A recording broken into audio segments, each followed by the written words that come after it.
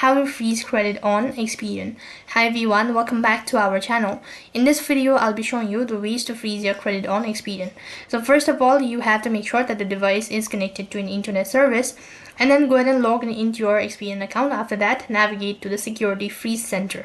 When you're on this page, you need to scroll down and click on Remove or Lift a Freeze Security. On the other interface, type in your information into the appropriate boxes.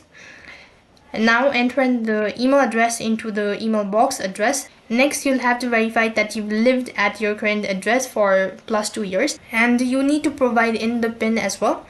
If you don't know the PIN, then select you don't remember your personalization PIN, and then you can reset it. You can get an alternative solution. Leave temporary selected next to do you want to remove your freeze temporary or permanently. Select the date when you want the security freeze lifted. Check the box next to the terms and condition and the agreement. Then go ahead and select the submit button located right at the bottom, and you've successfully verified that the security pin was removed. So that is how you can freeze credit on Experian. That is all for this video. I hope the video was helpful.